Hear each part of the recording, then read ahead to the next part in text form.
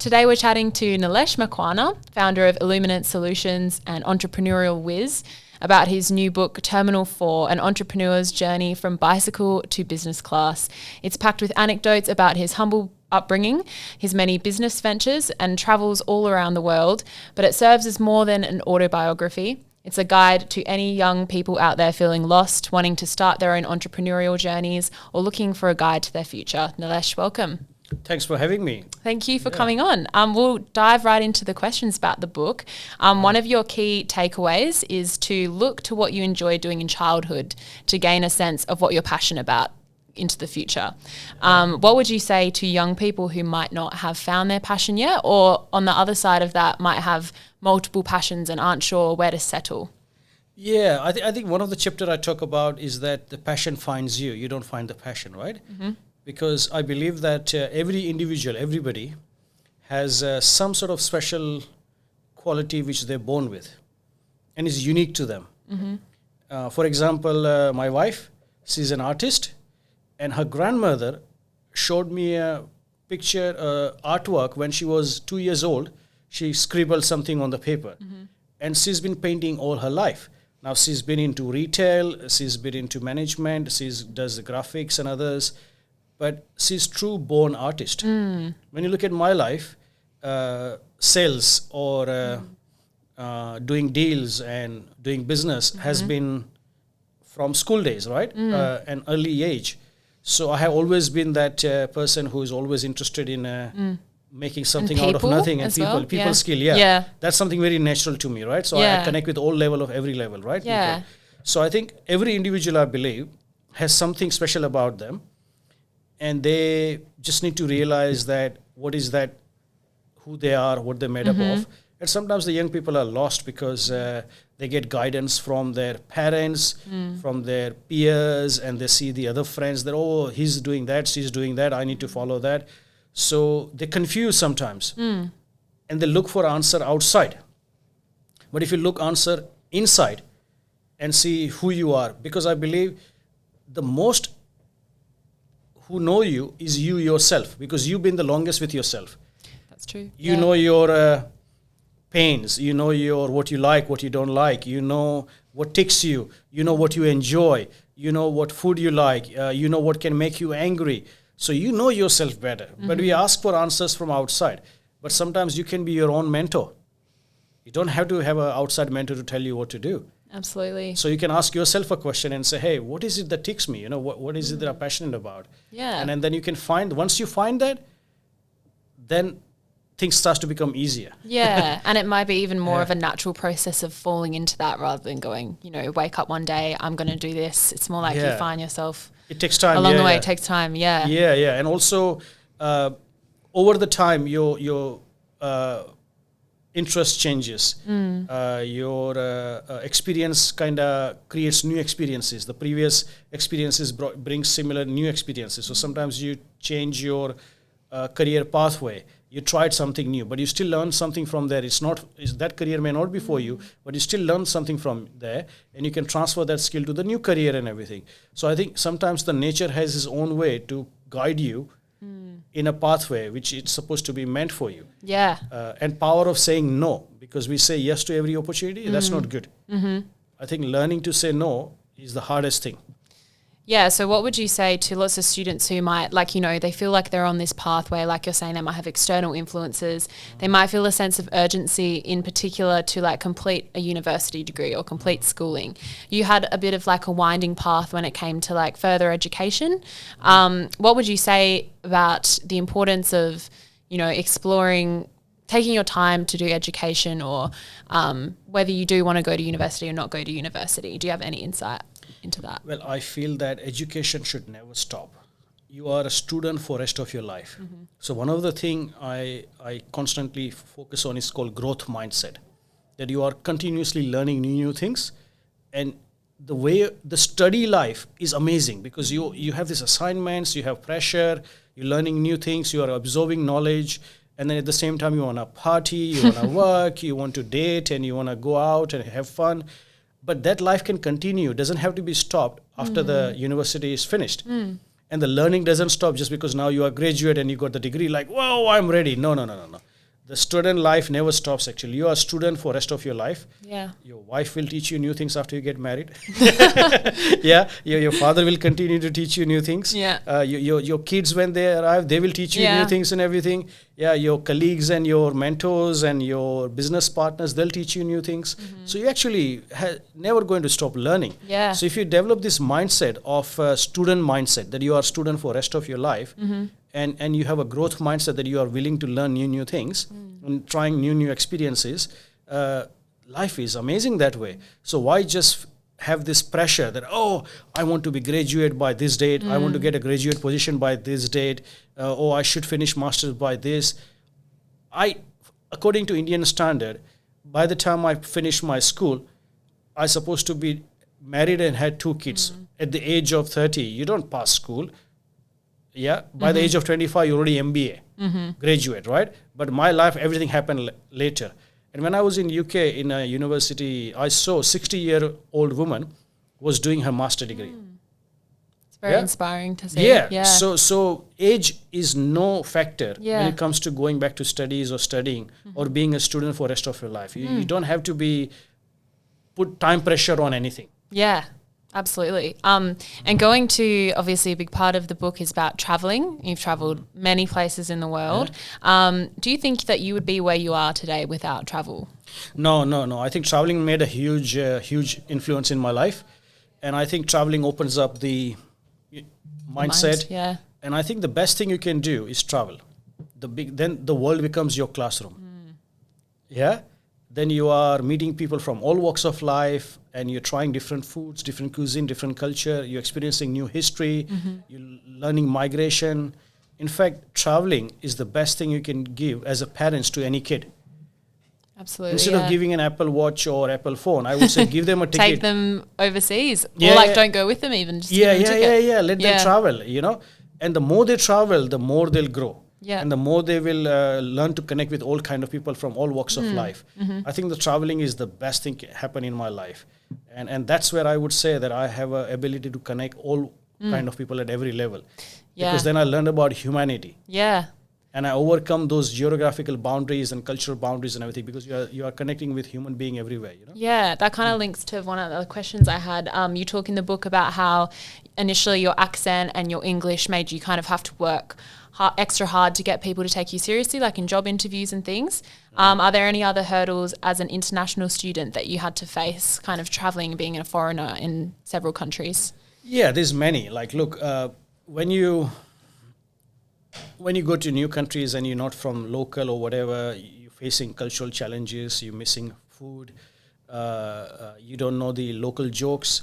So, for example, when I was in my classroom in university, my lecturer, on the first semester, on the first lecture, he was using Richard Branson's example into the classroom. That's right. And coming from India, I didn't know who's Richard Branson. I know young entrepreneurs in India and some good entrepreneurs there. And then he was using example of Tesco, which is a supermarket. Like in Australia, we have Bunnings, right? Yeah. But if I talk about Bunnings in India, nobody would know anything, right? So there were these lot of challenges where I'm trying to learn, but then the way they are using their examples and the language, and you thought you know English, but when you go to the new country, there is a different kind of English, Irish English, and different Scottish English. Jokes that come alongside that. Yeah. So how do you emerge into that? Yeah. And then, you are counting dollar, pound and rupees because you are converting all the time. Yeah. And when you are new migrant and new international students, you think that, whoa, this is expensive. Everything is expensive.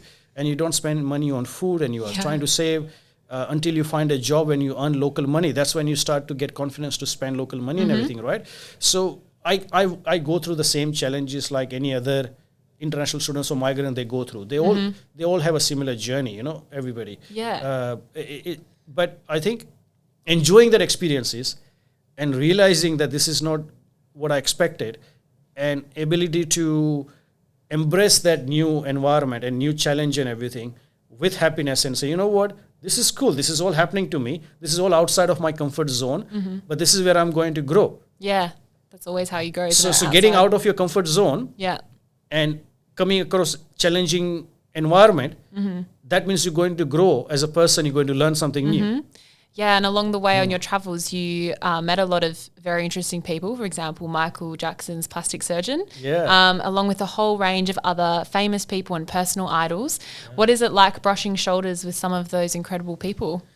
Yeah, so all these amazing people I met, they all have one thing I learned, that they were great leaders, like high profile, right? But they were humble. Mm-hmm. Yeah. And they didn't make you feel like, ooh, I'm a CEO of Microsoft. Yeah. So they came to your level, right? Yeah. And that's one thing I really learned from some of the great leader out there, that they might have reached at a very high level, but they're still human and they're still humble. And that's something I had to teach myself constantly, because sometimes you are famous and you have social media profile and you are into the news and you get this ego in you and something. So you have to constantly remind yourself that look at those amazing successful leaders. Yeah. Who are so successful, but they're so humble and everything, right? So that's one of the highlights to learn from them, Yeah, and talking about closer to people that you know, so you call your business partner your second wife in the book, which is hilarious. What's something that is important to look for in a business partner that makes it such a great working relationship? I think the business partner or the life partner, there's a lot of similarities. It starts with the trust. Yeah.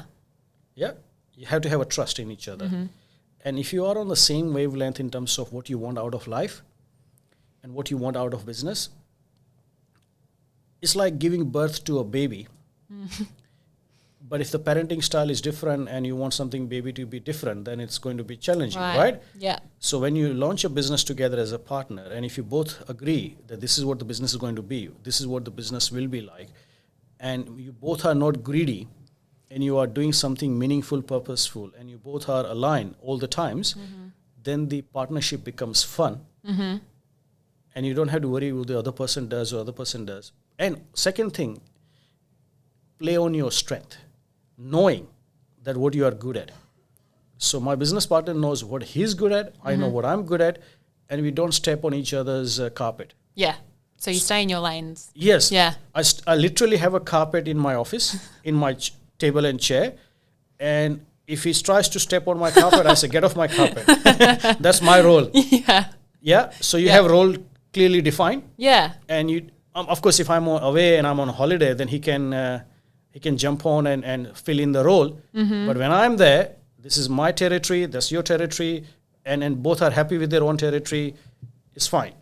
Awesome. So business partners, if there's a good understanding, good values, good trust, it's fun to do business together. Absolutely. And in meeting your business partners and people that you work with, I know it would take a lot of confidence to sort of put yourself out there and talk to lots of different people. I think for you it comes naturally to a certain extent, but I think lots of students might struggle with nerves. Is there anything you would tell them about putting themselves out there and networking and going for it? Yeah, I would say don't network. I would say connect. Connect, okay. So connecting is different than networking. And when you're connecting with a human being. Mm-hmm. But when you're networking, you try to network with the title.